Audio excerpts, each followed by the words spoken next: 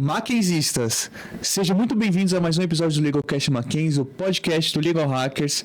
Dessa vez estamos, como eu sempre digo, com uma super presença, uma presença super especial. Dessa vez, a nossa nova co-host, nova não, né? É o Manu. Já fez uns 3 ou 2 episódios aqui, que é super parceira também, super ajuda a gente no nosso back-office. Pra quem não sabe, o podcast não é só gravar não, tá? Existe uma operação por trás de edição, de corte, de texto, de parceria. E ela super ajuda a gente, então super obrigado aqui, ó, nossa homenagem aqui pra nossa co-host. Se pudesse apresentar um pouco. Oi, gente, eu sou a Manuela Farai, tô no podcast já... Poxa, um ano? Eu acho que tá um ano, desde que nasceu.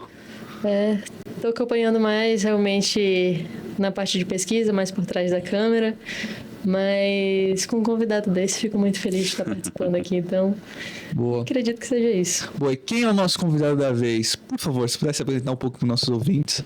Claro, gente, muito prazer, sou André Jaqueta, sou sócio do Pinheiro Neto na área de tecnologia e proteção de dados pessoais e recebi com muito prazer, muita felicidade o convite para vir conversar com vocês hoje aqui sobre digital, tecnologia, Constituição, que parece às vezes que não tem nada a ver, mas a gente vai ver que Constituição, tecnologia, inovação e o direito digital são coisas que andam muito próximas e a gente tem que pensar com muito carinho sobre tudo isso. Muito obrigado mais uma vez. Nós super agradecemos aqui.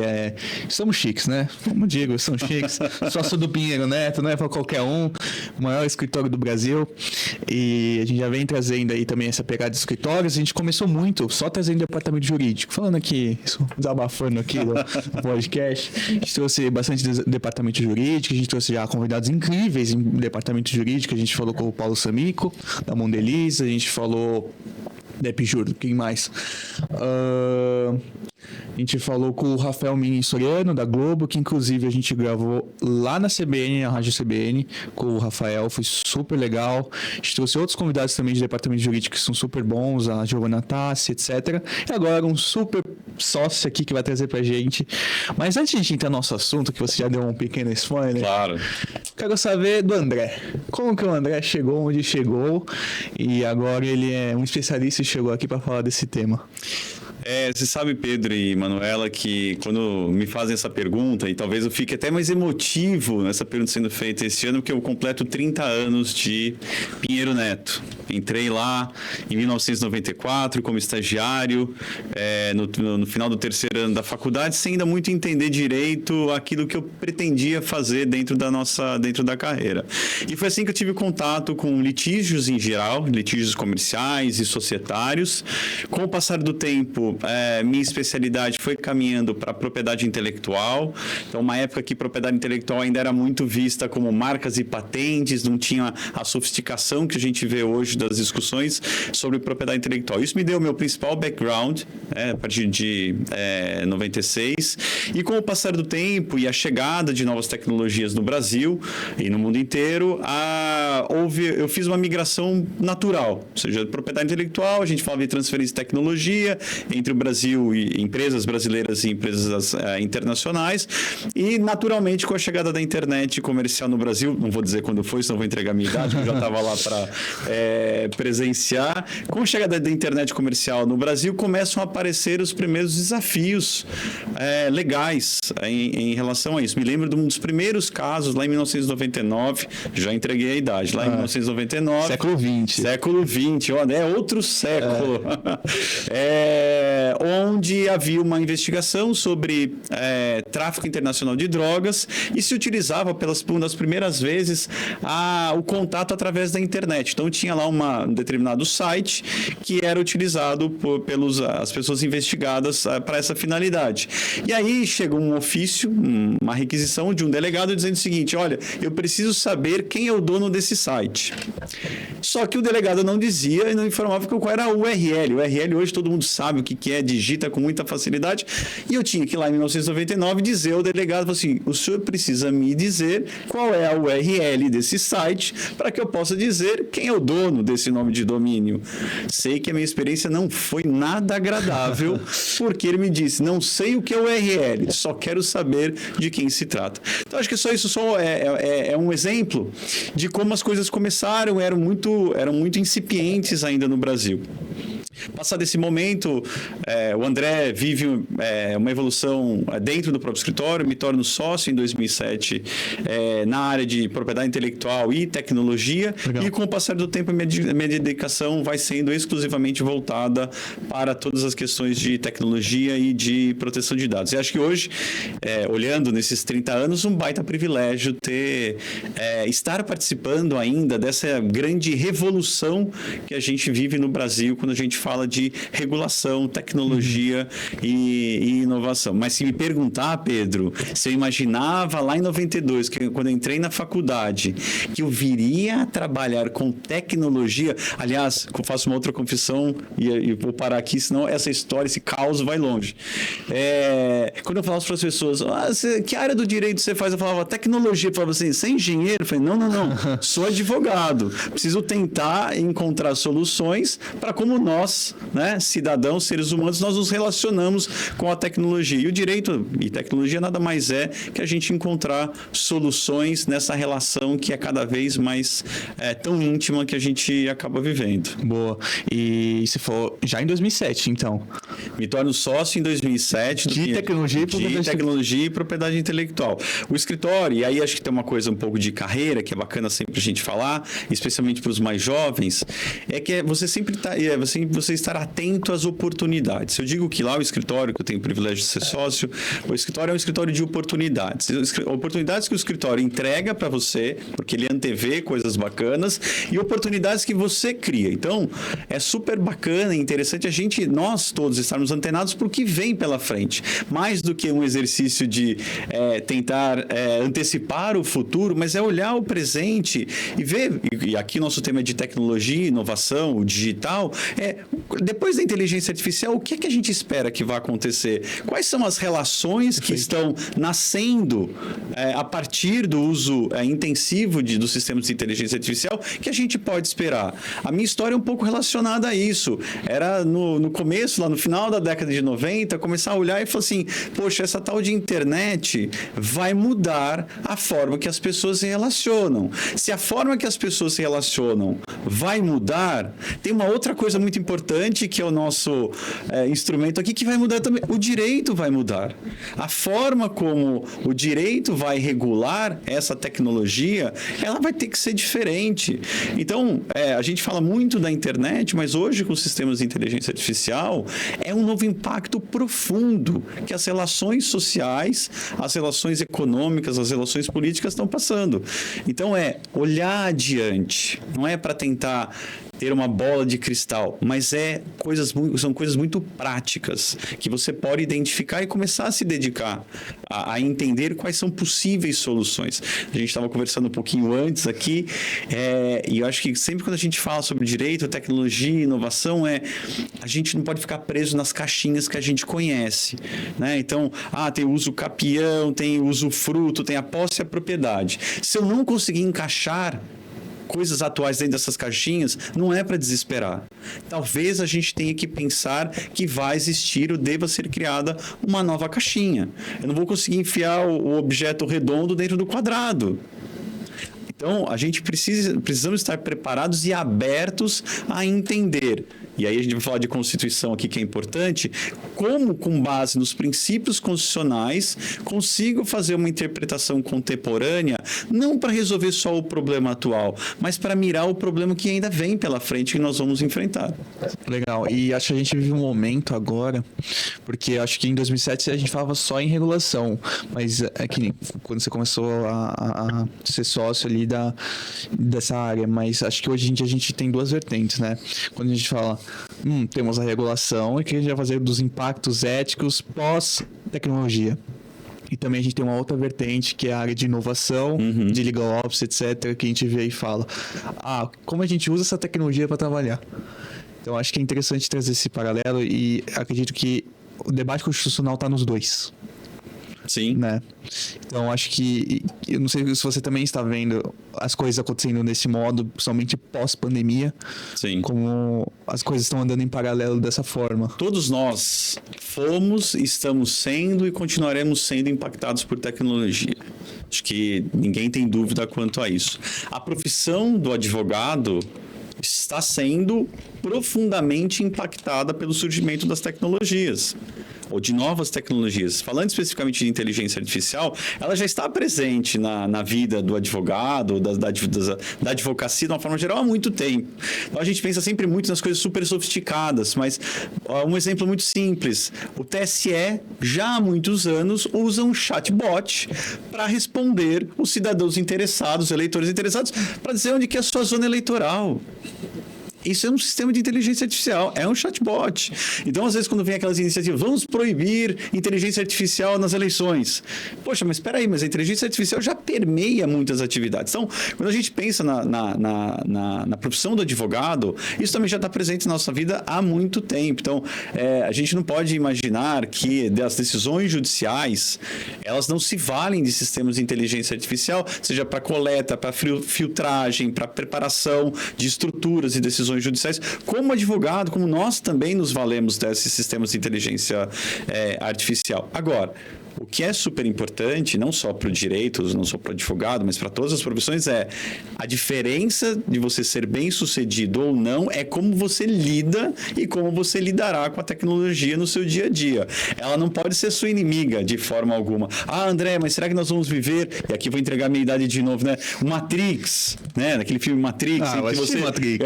Então, você vê, então você já não é tão novo. Mas tem gente que gosta de assistir os antigos. Mas a ideia é que, assim, nós não seremos substituídos. Quem será substituído, talvez aqui um lugar comum já, quem será substituído é o profissional que não sabe lidar e não tem a tecnologia como sua aliada. Então, a profissão está mudando, o direito está mudando e a forma de olhar para as relações está mudando por conta da tecnologia. Não há dúvida. Talvez a gente pensar, e aí o aspecto ético, até que ponto nós queremos que sistemas de inteligência artificial deem um norte de decisões judiciais, deem um norte, quais são as atividades que nós decidiremos que inteligência artificial pode assumir. E esse acho que é quase aqui uma discussão filosófica. Mas vou parar aqui, só vou deixar a questão para vocês pensarem. A questão filosófica é: quem decidirá quais são as atividades que queremos ou não que sistemas de inteligência artificial façam? Quais atividades nós seremos substituídos por sistemas de inteligência artificial? Isso pode falar de uma forma geral ou podemos falar só dentro do direito? Será que nós queremos que decisões judiciais sejam feitas e preparadas exclusivamente por sistemas de inteligência artificial? Nós nos esquecemos muitas vezes que quem diz o que pode e o que não pode ser feito somos nós mesmos. É como fosse... acho que a Manu ia perguntar uma coisa agora, mas eu só queria, como me empolguei um pouco com o assunto. A gente gravou com o Carlos Eduardo, ele é sócio do Faila Lima Advogados. E é aquela coisa, a gente precisa estabelecer um pacto social de relação de criador e criatura, né? E é algo que está acontecendo na Europa, deve acontecer na Europa e deve acontecer no Brasil também. Então, essa relação... Quais são os limites de cada caixinha, né? Que é o que você trouxe aqui agora. Desculpa, Manu, te interromper. Não, que nada. Bom, o que eu ia perguntar, e me causou até um pouquinho de estranheza falar em 2007 de questão de já ser sócio voltado para a tecnologia, pensando principalmente no Marco Civil e nas leis que vieram alguns anos depois. E a minha pergunta é mais voltada para os casos mais enigmáticos que você pegou, não só nesse período, mas até mesmo um pouquinho depois do Marco Civil. E se você puder falar sobre os desafios, tanto éticos, quanto até mesmo relacionados à complexidade da tecnologia, da nossa compreensão como juristas e até mesmo da compreensão apresentada por uma corte, por exemplo. Ótima pergunta, Manuela, e acho que, de novo, isso me faz lembrar de muitas coisas e a gente daí, quando olha em retrospectiva, vê a importância que isso teve no desenvolvimento da história, da história recente. Vou começar das coisas mais recentes talvez para as mais antigas. Eu acho que tem um desafio e uma coisa muito bacana que eu tenho vivido desde 2012, muito provavelmente, que é a intersecção de direito eleitoral e tecnologia. Eu vi que aqui vocês já entrevistaram e eu adoro, um amigo ótimo, que é o Diogo Reis, que é um dos caras que mais entende dessa relação entre direito eleitoral, tecnologia e inovação. Incrível. Muito bom. Mas aqui acho que é um tema, e assim, acho que dessas coisas emblemáticas, que é como é que a gente olhava para a regulação do direito eleitoral e a obrigatoriedade que tinha da relação com tecnologia. Então, a gente pensar no direito eleitoral, foi possível durante muito tempo o financiamento privado de campanhas eleitorais. A partir de determinado momento, proíbe-se o financiamento privado de campanhas eleitorais. Bom, se eu tenho menos dinheiro, como é que eu faço campanhas eleitorais de uma forma mais barato, mais eficiente? Não por coincidência, passa-se a admitir as campanhas eleitorais através da internet. Mais do que isso, o próximo passo é você permitir que haja campanha eleitoral, a propaganda eleitoral paga através da internet, que é o que a gente conhece como impulsionamento, links patrocinados e tudo mais. Aonde que tem a questão emblemática aqui da sua pergunta, Manuela? A gente estava falando de democracia, da forma como a democracia poderia ou não ser exercida durante esse período, com todas as questões acessórias a essa, que eu posso fazer um post que eu não consigo saber exatamente qual é o alcance, eu consigo atingir determinados eleitores e não outros, ou seja, toda a questão de perfilamento, segmentação, tudo isso veio à tona com essa discussão. E eu tive o privilégio de participar ativamente da discussão das regras que acabaram sendo editadas, regulamentando a propaganda eleitoral paga na internet. A gente vê que isso hoje, de novo, está sob novas discussões, né, especialmente da responsabilidade das plataformas em relação à propaganda eleitoral paga na internet, o uso de sistemas de inteligência artificial. E naquele momento era muito importante porque nem nós sabíamos ao certo qual todo o desenvolvimento da tecnologia que vinha por ali. Então, a ideia naquele momento foi desenvolver um arcabouço legislativo em que a gente conseguisse dizer, eu resolvo o problema de hoje, consigo antever um pouco do que vem pela frente.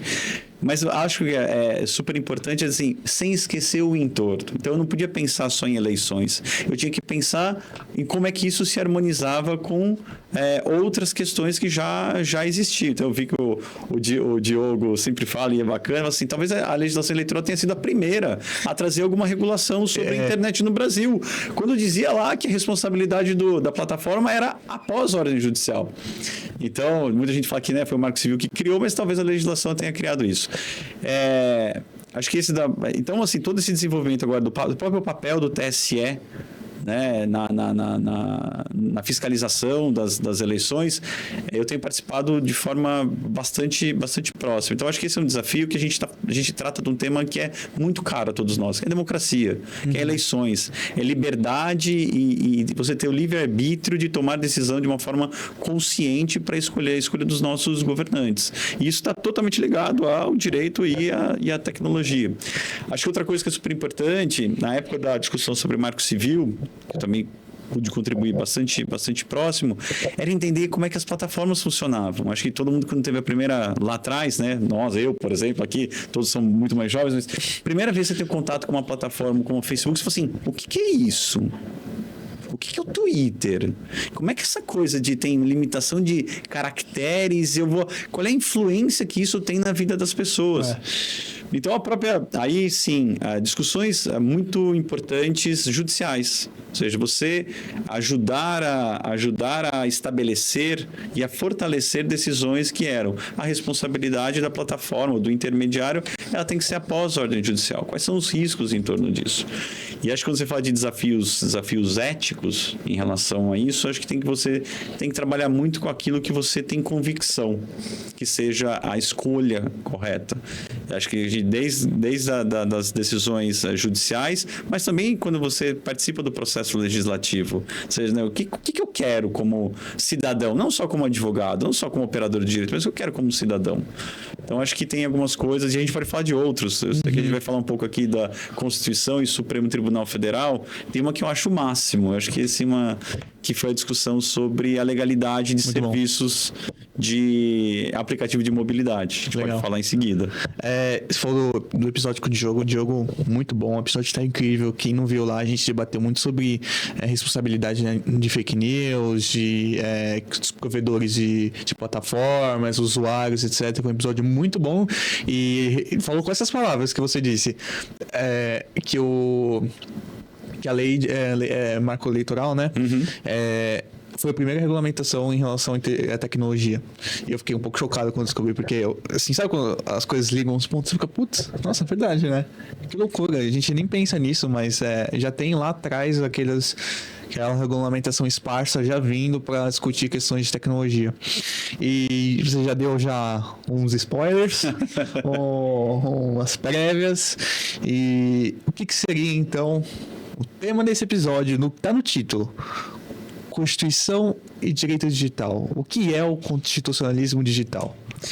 Olha, eu começo a talvez dizer o que não é o constitucionalismo digital. Legal. Eu acho que, talvez de uma forma muito direta e muito simples, o constitucionalismo digital é uma tentativa de você construir ou de você completar lacunas legislativas de acordo com a interpretação da Constituição que nós temos. A gente tem uma grande história das constituições brasileiras como a base de toda a interpretação da legislação infraconstitucional e aplicação dos princípios e direitos e garantias lá postos. Com a evolução da sociedade moderna ou contemporânea e muito lastreada na evolução tecnológica, se passou a sentir a necessidade de encontrar ferramentas, encontrar caminhos para ter a aplicação concreta daqueles princípios constitucionais, especialmente da Constituição de 88, para a vida moderna. Por óbvio, a Constituição de 88 não poderia prever que estaríamos nós aqui preferindo mandar um direct message do que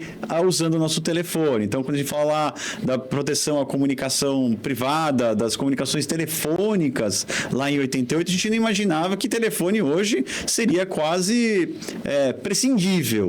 Né? Então, acho que é nesse ambiente, é nesse contexto que surge uma tentativa de explicação de como é que eu interpreto os princípios constitucionais dentro de um contexto moderno. São muitas as tentativas de justificar ou interpretar ou dizer o que significa o constitucionalismo digital. Especialmente, a gente tem alguns exemplos aqui no Brasil. Então, o Supremo, antes mesmo da emenda constitucional, reconhece a existência de um direito fundamental à proteção de dados pessoais. É uma forma de constitucionalismo digital, especialmente quando você está olhando para um mundo em que vive baseado no tratamento de dados pessoais. Agora, não se limita a isso. Então, tem muita gente que diz que as cartas abertas na internet, ou seja, declarações de direitos e garantias por entidades não governamentais, de maneira organizada ou setorial, também podem ser um pedaço ou uma representação do constitucionalismo digital. Talvez aqui, e aí o André pensando um pouco como quem está olhando isso já há muito tempo, talvez nem tudo a gente consiga justificar dentro do constitucionalismo digital. Então, a gente estava conversando aqui um pouquinho antes, aí fica a pergunta para todos aqui interessados, todos sabem que nós estamos passando por um processo de discussão, de atualização do nosso Código Civil, que é de 2002, mas com uma iniciativa legislativa de 1970. E dentro dessa discussão, existe a proposta da criação de um novo livro, que é o de Direito Civil Digital. Seria essa uma forma também, uma iniciativa também, que poderíamos entender como de constitucionalismo digital? Ali a gente vai tratar, ou se procura tratar de herança digital, patrimônio digital, desindexação, direito ao esquecimento, a regulação sobre documentos digitais de notários, de cartórios. é uma amplificação muito grande daquilo que a gente já tem dentro da nossa Constituição. Não necessariamente a própria Constituição será atualizada, mas por meio da legislação infraconstitucional, uma tentativa ou uma iniciativa de você concretizar os princípios constitucionais de uma maneira mais contemporânea. Agora, dito tudo isso, não me parece, e eu já deu para perceber que eu não gosto de colocar tudo nas caixinhas, então eu não coloco tudo na caixinha do constitucionalismo digital. Acho que a gente tem coisas muito importantes que a gente tem sempre que pensar. Então, a interpretação da Constituição na sociedade contemporânea, ela não pode prescindir de uma coisa: conhecer a tecnologia. Acho que a grande preocupação que eu tenho é, seja qual for a iniciativa, entender-se com profundidade qual é a tecnologia que está sendo tratada. Dou exemplos. Então, quando a gente falava lá, quase no século passado, sobre redes sociais, a pergunta era assim: o que é uma rede social? E você vê hoje que em várias iniciativas legislativas, cada uma tenta definir rede social de uma maneira diferente. O Marco Civil diz lá: provedores de aplicação de internet, provedores de acesso à internet. Passados 10 anos do Marco Civil, ainda tem iniciativa legislativa que quer redefinir o que é um provedor de aplicação de internet. Então, quando a gente olha, mesmo no âmbito do constitucionalismo digital, a gente não pode perder de foco princípios ou elementos muito importantes. Eu tenho que entender exatamente a tecnologia que eu pretendo interpretar ou regular de uma maneira contemporânea. Então, acho que o Supremo Tribunal Federal tem feito um esforço, olhando para o constitucionalismo digital, de interpretar as relações, interpretar a Constituição e as relações de uma maneira mais contemporânea. Mas, e a gente falava aqui um pouquinho antes, minha visão muito particular é de que isso não permite, ou não deveria permitir, a criação de regras, de novas regras, que seja por opção, seja por esquecimento, o legislador decidiu não tê-los. Então, a gente tem alguns exemplos, né? A promessa era de não falar de temas polêmicos, mas bem rapidinho. Não, fica tranquilo. O artigo 19 do Marco Civil é meio polêmico só. É meio polêmico. Não tem problema. Mas se discute hoje se o Supremo dirá que ele é inconstitucional, constitucional, ou fará uma interpretação conforme a Constituição. Não me parece que seja inconstitucional. Tive aí há 10 anos e ele reproduz direitos e garantias. Dizer que ele é totalmente constitucional, parece que hoje as pessoas se sentem desconfortáveis em dizer que o artigo 19 ele é totalmente constitucional. A interpretação conforme seria o quê? Dizer que ele se aplica e aí serem criadas outras exceções para dizer: olha, nessas hipóteses, a responsabilidade independe de ordem judicial. E eu pergunto, isso é constitucionalismo digital? Quando o Supremo diz que as hipóteses previstas no Marco Civil não devem ser só aquelas, mas devem ser outras, me parece que a gente vai por um caminho que talvez devesse o Poder Judiciário dar espaço para que o Poder Legislativo possa refletir o que a sociedade vem pensando a respeito disso e que a construção de um novo regramento, se necessário, seja feito de maneira multissetorial, com a participação da sociedade civil e não uma decisão talvez casuística ou momentânea. Perfeito. Posso pegar essa? Falando um pouquinho sobre a questão, voltando, né, um pouquinho para a questão eleitoral, o TSE recentemente teve a resolução que foi completamente contrária ao artigo 19. Pulou o STF, não deixou nem decidir, já falou: não, agora a gente vai falar sobre responsabilidade, acredito que subsidiária? Solidária. Subsidiária está no artigo 19, solidária está na resolução do TSE. E, voltando um pouquinho no constitucionalismo, é muito importante a gente entender o papel da Corte, né? Porque naquele exato momento não se diria como uma lacuna legislativa, mas ainda assim o TSE deu essa pulada. Mas é aí que eu acho que dá uma contextualizada aqui para quem não está muito integrado. Tá. O TSE foi ainda em 2024 fez uma resolução que falava que quando tivesse quando o conteúdo fosse voltado para eleitoral, a responsabilidade que a gente estaria falando seria uma responsabilidade solidária. Então, seria que quando não fosse possível acusar financeiramente a pessoa... E aí, se eu estiver explicando errado, por favor, apenas uma graduanda. Por favor, André, me interrompa e explique melhor do que eu. Mas estaria falando de responsabilizar também os provedores, nesse caso. Perfeito. Talvez um contexto um pouquinho anterior, que é o seguinte: a gente vem percebendo, como contei, né, a ideia do proíbe-se o financiamento privado, passa-se a ter uso intensivo da internet ou de tecnologias como forma de realização da propaganda eleitoral.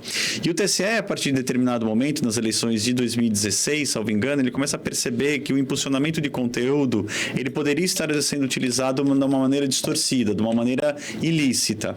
E com o passar do tempo, o TSE começa a olhar para esse tipo específico de propaganda eleitoral paga na internet e ele começa a dizer o seguinte: olha, da mesma forma que um veículo de comunicação tradicional e pode ser responsabilizado pelo conteúdo, as plataformas que oferecem serviços de impulsionamento de conteúdo, ou propaganda eleitoral paga na internet, também deveriam ser responsabilizadas pelos efeitos que aquilo pudesse causar.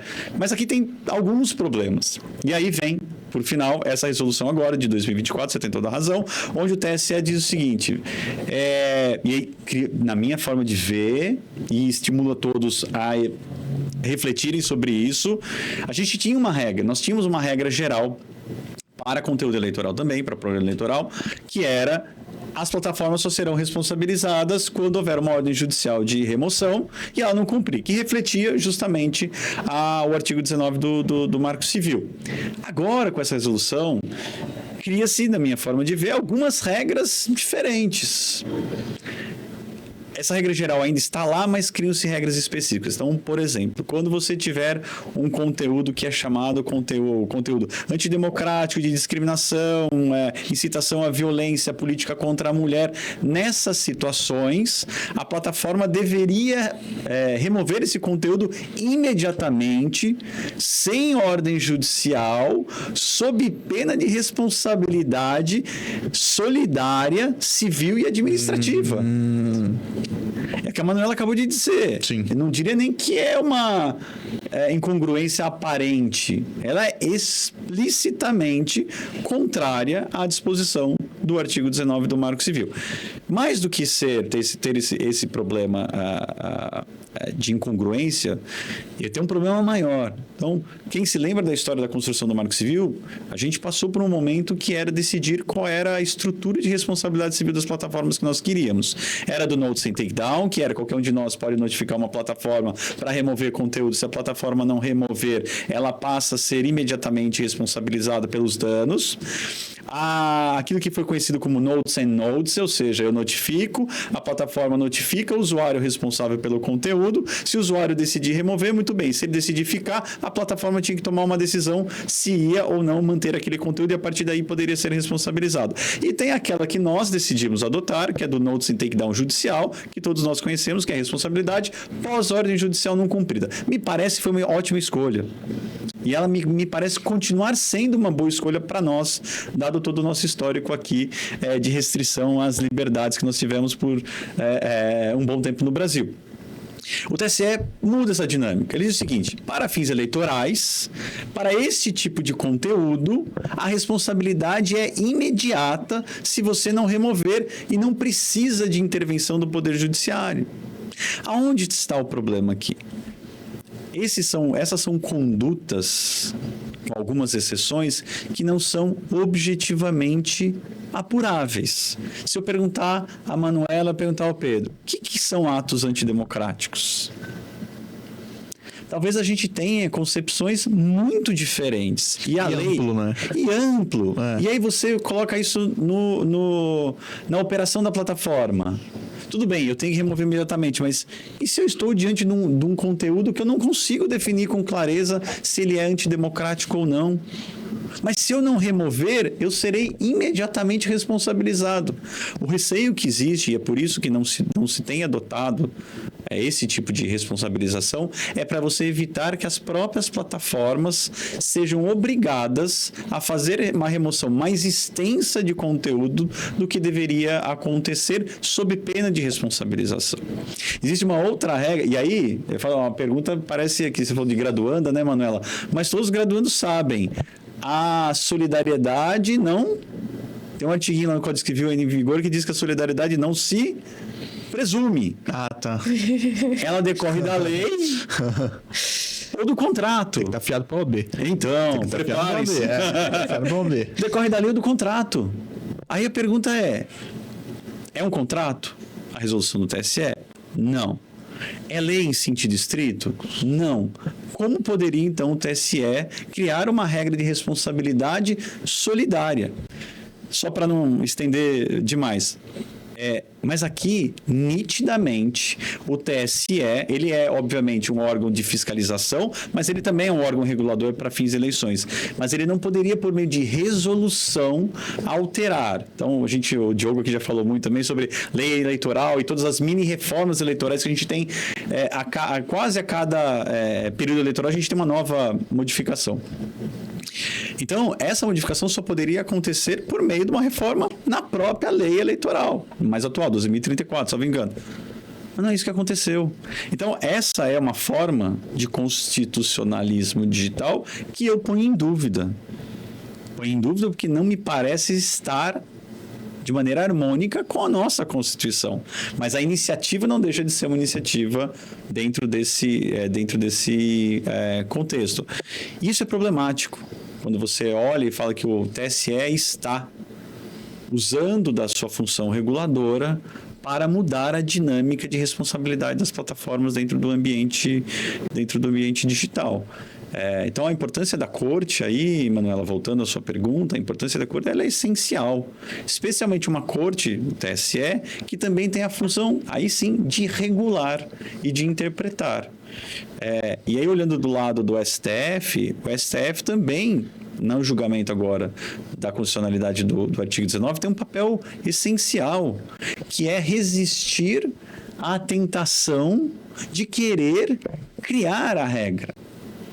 Cabe ao STF dizer se a regra é compatível ou não com a Constituição, e aí os alemães diriam que interpretação conforme a Constituição não existe, mas se a interpretação for conforme a Constituição, seria para dizer de que maneira o artigo 19, ele hoje deve ser olhado dentro dos princípios e garantias constitucionais.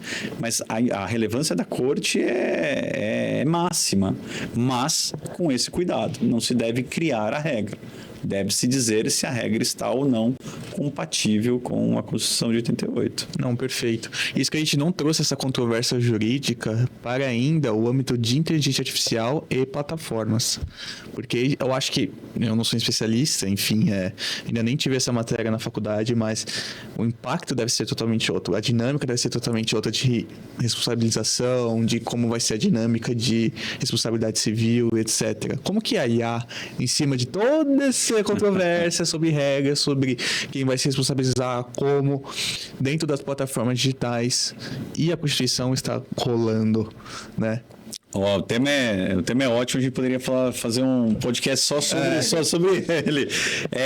Mas eu vejo a história se repetir, né? Parece meio saudosista, mas a história se repete. Do mesma forma que lá, a partir de 2009, a gente começa a discutir qual seria a estrutura ou qual seria o microsistema de responsabilidade civil dentro do Marco Civil da Internet, ou seja, para as relações dentro da internet, a gente está vivendo exatamente esse momento de entender qual deve ser o sistema de responsabilidade civil para o uso, para o desenvolvimento, para a criação, desenvolvimento e utilização de sistemas de inteligência artificial. Existe sempre uma tendência, né? De novo, uma tentação, que você fica ali, vamos falar que a responsabilidade é objetiva para quando forem sistemas de alto risco, vamos dizer que é subjetivo. Não, subjetivo não pode falar, porque subjetivo tem que demonstrar a culpa. Então, nós estamos vivendo, especialmente na discussão do projeto no PL 2338, que foi objeto recente de um relatório pela comissão novamente, e que, felizmente, teve o seu prazo de trabalho estendido agora, porque não dá para imaginar que a gente vai passar por esse processo de uma forma tão rápida como essa. Basta dizer que o Marco Civil da Internet ficou 7 anos em discussão, então a gente não pode imaginar que esse projeto de lei seja discutido. Tomando uma coisa nova também. E a gente não sabe exatamente, né, Pedro, quais são todos os impactos dos sistemas de inteligência artificial. A cada dia que passa, você vê, para não ficar mencionando as empresas, mas tem uma que está, né, tem um sistema bastante conhecido que todos utilizam hoje em dia, mas a cada mês e meio tem uma nova versão, que tem novas funcionalidades, novos features. Isso quer dizer que impacta as nossas vidas de uma maneira diferente. Então você vai dizer, olha, precisa toda vez que você tiver um texto produzido por um sistema de inteligência artificial, eu tenho que ter lá a indicação de que aquilo é um conteúdo criado por inteligência artificial. A gente está muito preocupado sempre no que é audiovisual, né? A imagem, aquele vídeo, a obra musical ser identificada. Mas e o texto? E a produção escrita? Ela também tem que ser identificada? De que maneira? Tem, por exemplo, alguns criadores, desenvolvedores de sistemas de inteligência artificial que começam a colocar a fonte, né? No direito autoral, né, Manuela? A gente fala de dar o crédito. Então, essa informação, ou aquele texto foi criado a partir de informações disponíveis onde? No site do Mackenzie, no site do Legal Hackers, no site do Pinheiro Neto. Eu consigo dar transparência. A transparência não é só lá de como funciona. Eu tenho que dar transparência de onde essas informações estão. E você tem daí várias consequências, né, disso tudo. Então, acho que uma outra tentação que a gente tem que resistir, eu vou te responder, mas outra tentação que a gente tem que resistir é a seguinte: eu não posso a todo momento querer importar soluções e trazê-las de maneira única para o Brasil. Muito bom, o AI Act foi sancionado, vai ser assinado pelos presidentes da Comunidade Europeia e vai entrar em vigor em 20 dias. Mas aí, olha a diferença que a gente tem quando a gente olha para o nosso projeto de lei 2338. Quanto tempo de implementação o AI Act vai ter na Europa? 2 anos. E a gente quer criar uma lei para regular a inteligência artificial para dizer que ela entra em vigor em 30 ou 60 dias. Na verdade, muito mais parece política comercial do que propriamente regulatória jurídica. Nós não vamos solucionar os problemas, nós vamos postergar os problemas e criar outros problemas. Então, e tem uma questão também de impacto econômico, quando você olha para a inteligência artificial. Qual modelo de regulação eu vou adotar? O europeu, o americano ou talvez o da China, ou do Canadá? Isso vai fazer diferença se o Brasil vai querer fazer negócios com os Estados Unidos, com a Europa, com a China. Foi assim com o GDPR. Eu brinco que a LGPD ela é Powered by GDPR, né? Ou seja, a gente olha ali e vai ver... Não necessariamente a gente precisa importar todas as soluções. Então, quando a gente falando sobre responsabilidade, eu sou muito favorável a gente pensar numa regra geral de responsabilidade dentro da lei ampla e você pensar em outras, em governança e accountability de maneira setorial.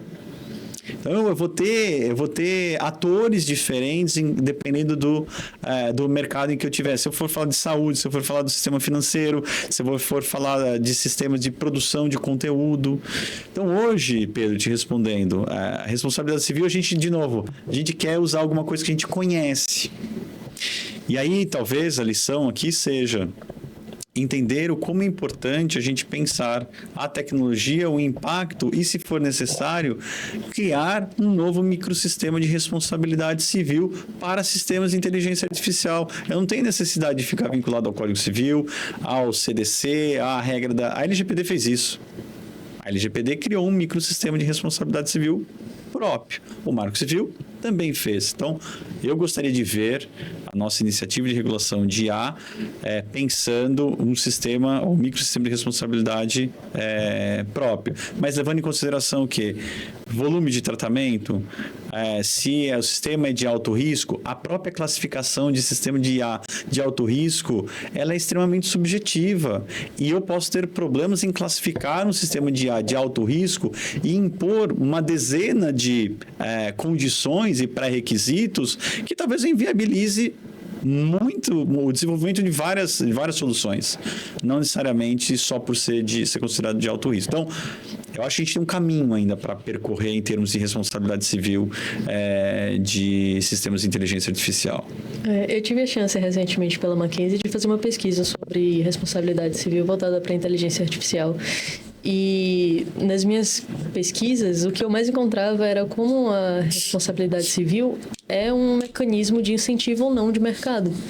Então, se adotar de forma célere uma responsabilidade que não agrega ao mercado, fere completamente o andamento desse. Então, a gente coloca numa inteligência artificial. Mas é o exemplo que a gente estava falando agora do próprio Marco Civil. Sim. Eu tenho dúvidas concretas se a gente tivesse optado. Se a gente tivesse optado por um sistema de responsabilidade de notes and takedowns, a gente teria chegado até aqui. Se as plataformas teriam se interessado em fazer negócios aqui no Brasil. Então, você tem muita razão, Manuela. E eu acho que a gente tem que estar sempre com os olhos abertos para isso. Sim. Não é criar, e aí acho que tem um lugar comum que todo mundo fala assim, porque a internet virou uma terra sem lei. Não é. Porque sistemas de inteligência artificial também vão virar uma terra sem lei, que ninguém vai ter responsabilidade. E acho que a gente tem que evitar coisas do tipo que são... se o sistema de inteligência artificial num carro, o sistema autônomo se acontecer um acidente e tiver danos, quem vai ser responsabilizado? O sistema de IA não tem personalidade jurídica própria, eu acho que nem deve ter. Sim. Em algum momento alguém disse o que deveria ser feito. Se não cumpriu, ou se houve uma falha na execução, quem deu origem à falha na execução?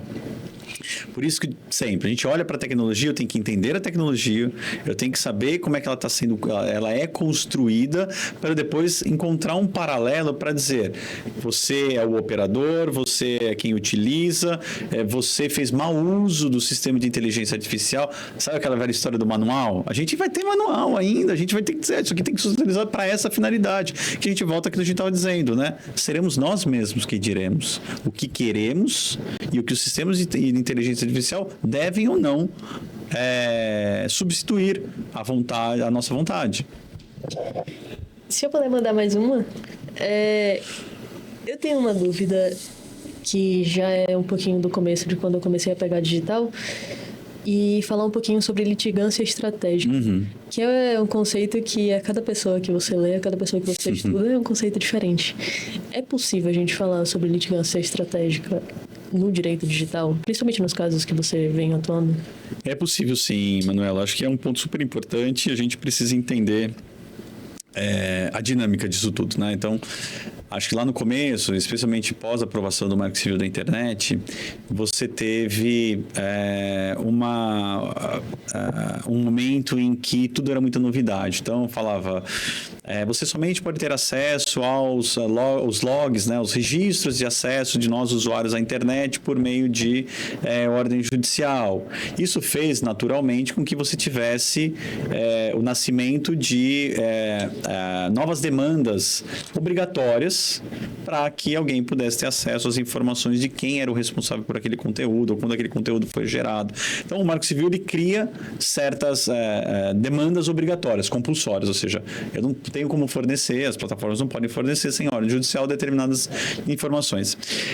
Isso também fez e teve impacto na remoção de conteúdo.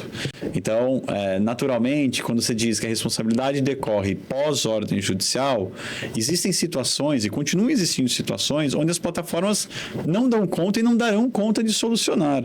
Então, especialmente quando a gente fala de os famosos, né, atos contra a honra, né, então, difamação, injúria, calúnia, ou mesmo isso que a gente falou aqui, né, atos antidemocráticos, o que são fatos sabidamente inverídicos? Aliás, até esqueci de falar isso no âmbito do TSE. O que são? Tem aqueles que a gente sabe. Tem aqueles que minha avó sabe. Tem aqueles que aparecem pela primeira vez. E talvez não sejam facilmente aferíveis. Bom, Quem define também? quem define? Eu acho assim, a gente tem, dentro da ideia do TSE, você poderia criar dinâmicas que pudessem oferecer algum tipo de conforto. Então, você tem as agências de checagem de fatos. Ou seja, a partir do momento que determinado fato foi checado, determinado conteúdo foi checado e se comprova que ele é inverídico, talvez a partir daí eu conseguisse gerar o lastro necessário para dizer plataformas, já tem checagem do fato ou do conteúdo e esse conteúdo ele é inverídico. A partir daí eu poderia criar algum tipo de obrigação.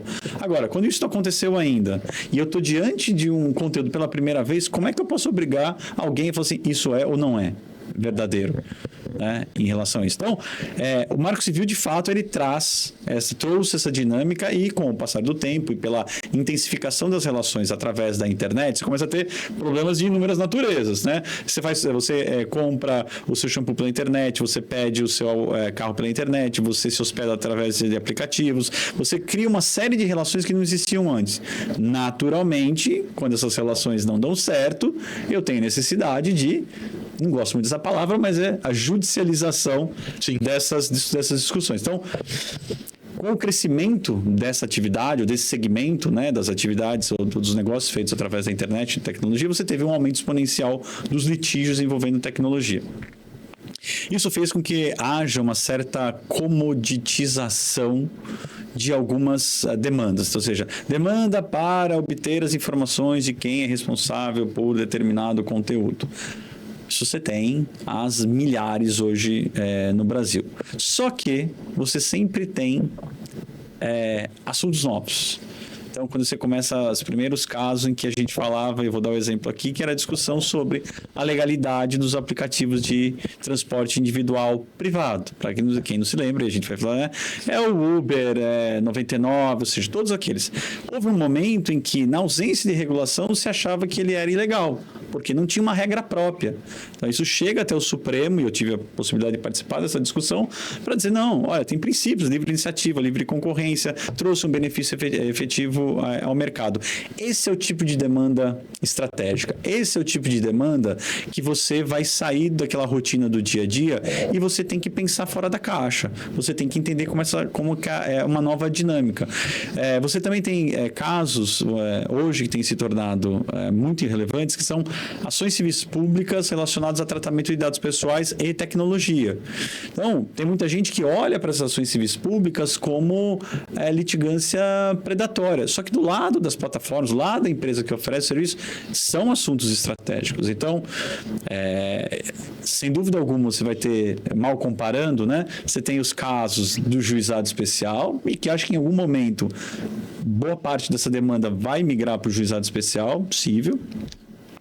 Mas você tem demandas estratégicas ou complexas, seja pela natureza do assunto, seja pelo impacto que ela pode ter. Então, no próprio Supremo hoje, você tem alguns temas relacionados à tecnologia super importantes. Então, você tem ainda a discussão sobre possibilidade de bloqueio de aplicativos, que é o caso do WhatsApp. Você tem a discussão sobre o artigo 19. Você tem a discussão sobre que tem atividades de coleta de dados de processos, a sua disponibilização como um serviço, se isso é possível, não é possível, e quem que seria responsável pela qualidade das informações. Você teve essa discussão que a gente mencionou aqui dos aplicativos de mobilidade. Me lembro que nesse julgamento, o ministro Barroso falou o seguinte, olha, o Supremo precisa estar preparado para analisar esse novo cenário, esse novo mundo. Então, ele fala textualmente, temos que estar preparados para enfrentar questões como Airbnb, Twitter, a própria Uber, 99, todas essas novas relações, elas devem, em algum momento, e vão passar. Então, esse tipo de litígio, ele pode ser chamado de estratégico ou de litígios complexos. E eu sempre... E aqui talvez uma sugestão, um conselho, não sei se é bem conselho, mas quem gosta disso, prepare-se não só para entender daquele tema específico, ou seja, proteção de dados, seja o Marco Civil da internet, amplie a sua visão, amplie o seu horizonte, porque isso não é nem estático e nem está totalmente independente das outras relações. Eu preciso saber qual é o impacto econômico, o impacto financeiro, o impacto social, como que isso se vincula a questões políticas ou não. Então, os litígios complexos ou estratégicos, eles têm essa característica de ter uma amplitude muito maior, mas naturalmente, por uma decisão legislativa, a gente sempre vai ter um volume de casos, vamos chamar rotineiros ou diários. Eu tenho procurado me dedicar e tenho me dedicado a esses litígios estratégicos ou complexos, especialmente aqueles que chegam até as cortes superiores. E acho que aí vale também outro conselho. A gente precisa entender como é que é. Não é uma questão de storytelling, mas é como é que a gente faz com que aquilo que é importante, é essencial, seja apresentado de uma maneira que os julgadores, que aquele que está, os ministros, eles consigam compreender não só o ponto técnico, o ponto legal, mas também o impacto social de uma decisão, que aquela decisão pode gerar. Então, acho que quando você fala, por exemplo, recentemente não, mas quando se decidiu as primeiras vezes se o direito ao esquecimento no Brasil, repercussão geral no STF, era um caso de mídia tradicional, que era o caso da Aida Cury, que era de um programa exibido na Globo, e que em determinado momento o ministro Toffoli falou, olha, mas também esta tese da repercussão geral também é aplicável à internet. Olha, a gente sai de algo veiculado na mídia tradicional e chega a uma conclusão que se aplica inclusive à internet. Teve aquele caso do José Perrella também, né? Sobre o direito de esquecimento. A gente tem tido muitos casos, nós temos tido muitos casos, né? Tem o caso do Alckmin, né? Da Xuxa, de desindexação. E aí hoje a gente começa a ter talvez uma discussão um pouco mais sofisticada. A gente fala de desindexação e fala de direito ao esquecimento, que são coisas se usava de maneira como sinônimos, mas não são. Diferente. O Código Civil pretende dar uma solução a isso. Veremos. Será? Aí, ainda falando nesse sentido, falamos do passado, falamos do presente, vamos pensar no futuro. Vamos fazer um pouquinho de futurologia. Eu adoro futurologia, pensando sobre a ansiedade e agonia do futuro, né? Pensando aqui, quais seriam os desafios mais prementes na construção de um futuro digital mais próspero? Que eu posso dizer que será mais seguro, democrático, especialmente no que diz respeito à proteção da privacidade, de garantia dos direitos individuais e o combate à manipulação digital. Pensando assim, que seria um futuro onde temos aliado o mercado, temos aliado o poder público, temos ali, né, a administração pública, a gente cria essa cultura digital segura e realmente que atenda os desafios do século XXI e quem sabe século XXII, XXIII. Pedro, o ponto é ótimo e talvez na sua pergunta você tenha dado já a solução. Eu acho que qualquer das alternativas que a gente possa imaginar hoje, ela tem que obrigatoriamente passar pela participação da iniciativa privada, sociedade civil, nós cidadãos e o poder público. Não existe qualquer solução que vá depender exclusivamente do Estado. O Estado pode oferecer muitas ferramentas, talvez, oferecer a regulação, mas nós, cidadãos e cidadãs, precisamos estar preparados. Nós somos participantes dessa sociedade do futuro. Então, se eu falo de proteção à privacidade, eu sou o primeiro interessado.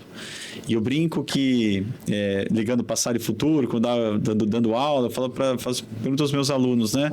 Aquela privacidade, aquela intimidade lá da Constituição de 88, né, do artigo 5º, ela é a mesma de hoje? O objetivo continua sendo o mesmo. Mas eu pergunto, nós mudamos? Culturalmente, né? Culturalmente nós mudamos muitos. Então, se eu tinha uma expectativa de privacidade, de que não queria que as minhas cartas fossem reveladas, que uma determinada fala minha não fosse publicada, a sociedade digital, como tem sido a contemporânea, a gente passa por um processo de pertencimento. Então, se eu não faço parte de determinados círculos, de determinados grupos, de determinados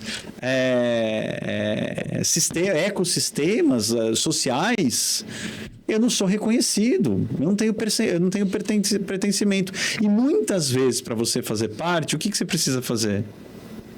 Você deixa de lado a sua privacidade. Você deixa de lado, muitas vezes, a sua intimidade. Eu sei que quando... Eu tenho 3 filhos. Aliás, é uma coisa que eu não contei. Eu tenho 3 filhos. Legal.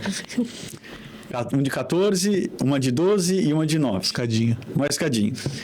E eu passo pelos desafios exatamente dessa pergunta sua. Como é que eu crio, como é que eu incentivo que os meus filhos, Tomás, Rafael e Marina, cresçam e participem ativamente para construir essa sociedade digital mais segura, que respeite os limites que eu, cidadão, imponho à minha privacidade e à minha intimidade. E é curioso ver como a noção de privacidade ela é muito diferente hoje, né? E eu sei que, por exemplo, Marina está no 3º ano, né, do ensino fundamental. E quando eu fui dar aula para o 3º ano do ensino fundamental, eu falava, você tem que pensar em coisas assim, olha, aquela menina que é sua amiga hoje, talvez amanhã ela não seja.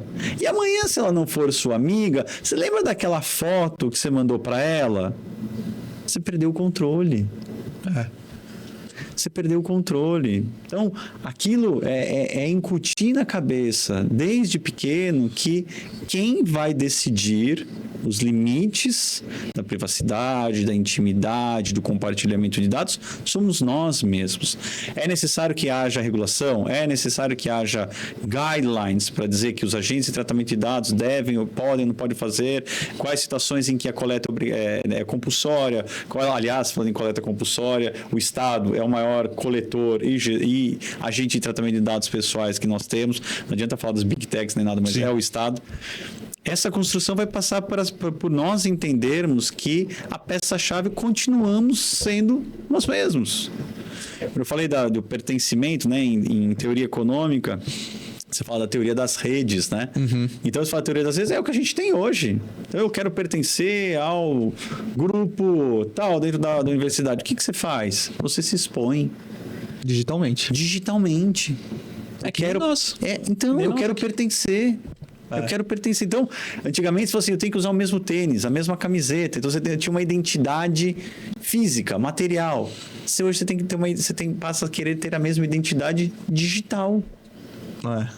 Então, essa construção, como eu disse, você mesmo já deu para mim o principal pilar da construção, que é a participação de todos os atores. Segundo, entendermos nós, cidadãos, que a nossa participação ela será determinante para que tipo de sociedade nós queremos ter no futuro. E terceiro, saber que o controle passa originariamente por nós mesmos. A gente vai ter que criar regras? Sim, mas passa por entender que essa construção não existe sem a participação ativa e determinante da sociedade civil, de nós cidadãos na construção dessa sociedade do futuro. E talvez aqui, para o fecho, falando na futurologia,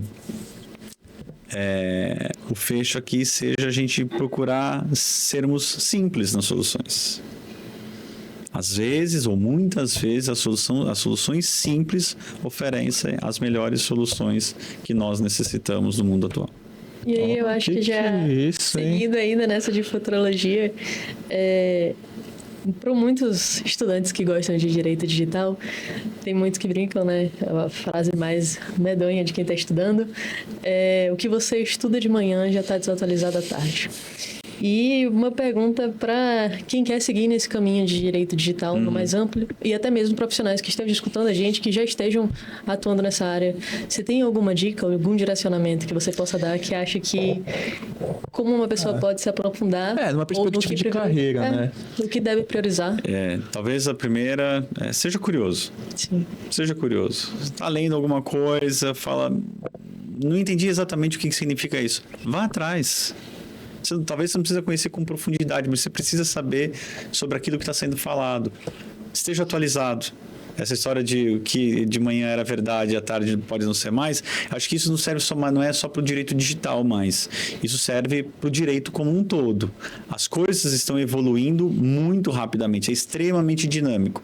Quem quer ingressar, ou quem já está e quer evoluir dentro do direito digital, se é que a gente pode dizer, seja curioso, tenha disposição e disponibilidade para mergulhar e entender a tecnologia, a parte técnica que dá, é o subsídio essencial para você depois ver a parte legal, a parte jurídica, e se desafie todos os dias. De novo, eu volto ao meu exemplo aqui lúdico das caixinhas. Se você não consegue encontrar uma caixinha que você já conhece, talvez é porque aquilo não caiba na caixinha que você conhece.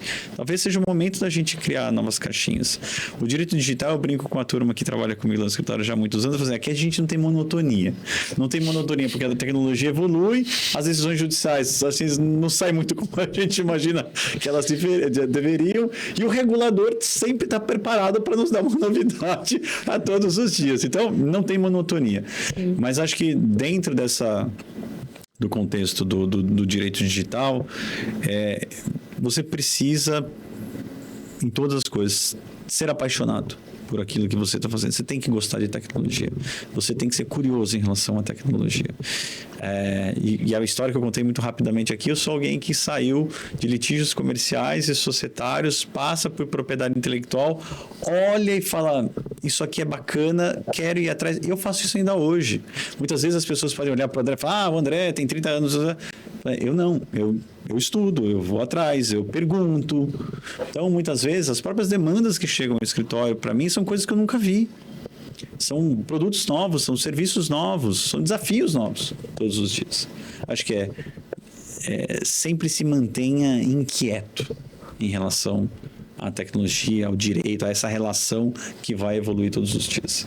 Acho que os membros do Legal Hacker estão no caminho já. Estamos no caminho, estamos... Aliás, eu falei para vocês antes aqui, vou falar para todos ouvirem, eu queria parabenizá-los pela iniciativa que vocês têm aqui, pela diversidade e diversificação de visões a respeito de direito e tecnologia. Eu acho que cada um pode entregar uma percepção própria sobre aquilo que está acontecendo atualmente e o que espera do futuro. A gente estava falando, né?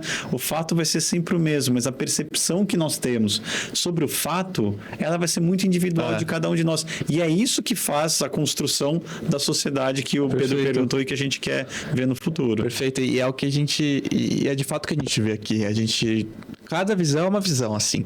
E não é uma reprodução própria de discursos prontos, né? Que fica bonitinho na gravação. Mas a gente já pegou perspectiva acadêmica. Recentemente a gente conversou com o Felipe Chiarello, que ele é presidente da Faculdade de Direito do Mackenzie. A gente conversou com o Diogo Reis. E a gente está direto. A gente tenta fazer a intersecção entre academia e mercado de trabalho. Isso é um grande impacto, sim, de diferentes perspectivas. A Manuela mesmo, ela é super focada na área acadêmica.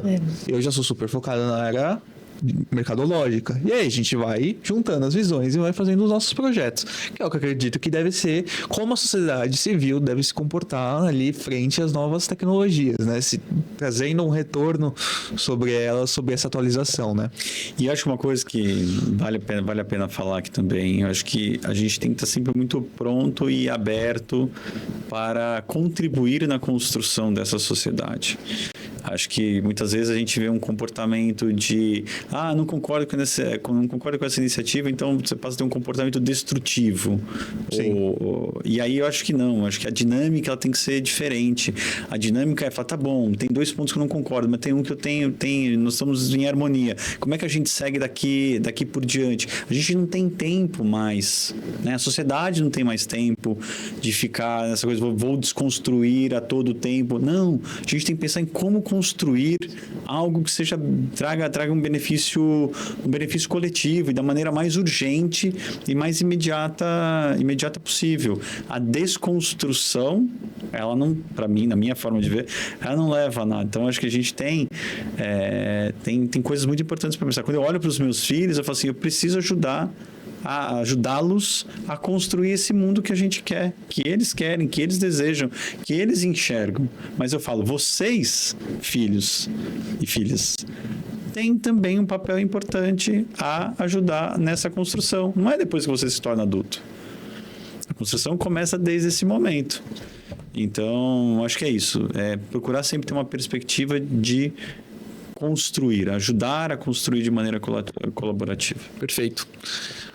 Excelente, excelente. Aqui, caminhando para o nosso final, nós temos umas perguntinhas surpresas. Duas leves perguntinhas surpresas para deixar nosso convidado em branco. A gente sempre quer saber do convidado para você indicar para a gente, para quem está ouvindo, um livro e um filme. Não precisa ser sobre esse assunto, não precisa, mas que seja do seu gosto pessoal, que seja do que você gosta. Se quiser sobre o assunto, perfeito. Mas pode ser do gosto se quiser, fica à vontade. Um livro e um filme. Olha, eu tenho o livro na cabeça e confesso que eu esqueci o autor. Depois você pode colocar na legenda. Coloca o autor. É um livro que se chama Iludido pelo Acaso. Iludido pelo Acaso. Eu vou deixar aqui, ó, uma imagem aqui, ó, agora. Iludido pelo Acaso. E é super interessante a história do livro, é como mostra que muitas vezes a gente acha que nós estamos influenciando diretamente determinadas ocorrências futuras, e quando a gente vê, nada mais é do que uma junção de inúmeros outros fatores sobre os quais a gente não tem controle. Qual é a lição desse livro para mim? É que a gente precisa fazer com que esses fatores sejam por nós influenciados. Então é super bacana, vale a pena, um livro super fácil de ler. Não me fale, eu vou deixar na legenda, nós vamos deixar na legenda o autor do livro. Beleza. E um filme, olha, seja o que você gosta, que você assiste com seus filhos. Eu acho sempre interessante, e até por conta dessa relação com os meus filhos, não tenho talvez um filme em que é o filme fugiu o nome a gente edita essa parte, né? Então tá bom. Tranquilo. Se quiser pesquisar, fica tranquilo. Eu acho que se quiser pesquisar... Não, me deu branco mesmo agora no filme. Não, mas é sempre assim. É sempre assim. É que a gente vem num assunto muito sério, muito profundo. A gente pega um assunto leve, assim, sabe? Essa quebra. Dá uma quebra muito grande. Lembrei. Boa. E acho que no tema, voltando aqui ao tema dos filhos, relação com os filhos, eu acho que é um pouco aquela coisa parece muito simples, né? Mas é a história dos Vingadores. Ah, sim.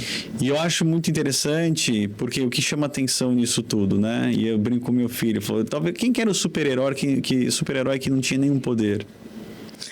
Tem um deles que não tem nenhum poder. Capitão América.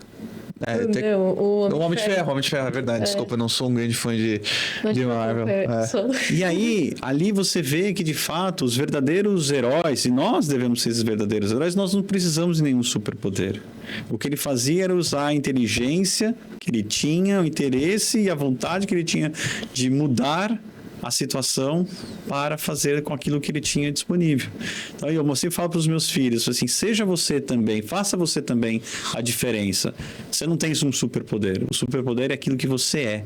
É aquilo que você, a capacidade, as virtudes com as quais você é provido hoje. Então, use esses seus superpoderes que você tem hoje e mude a sociedade. Aí, ó. Ou o Homem de Ferro ou o Batman. Ou o Batman, né? Show, episódio excelente. Muito obrigado, André. Eu que agradeço mais uma vez. Se quiser deixar seus contatos para quem está ouvindo. Não sei, LinkedIn, rede social. Se vocês quiserem, é fácil me procurar. Se quiserem me procurar, é André_Jaqueta. Tanto no Instagram como no LinkedIn. E também tem o próprio site do escritório. Vocês vão encontrar lá meus dados para contato. Eu adoro falar, deu para perceber. Fiquei esticando aqui o Pedro Manuela. Não, foi ótimo. Mas muito obrigado. Espero que vocês curtam e estou esperando já o convite para repetir. Boa, excelente. Deixa eu falar aqui rapidinho nossos parceiros.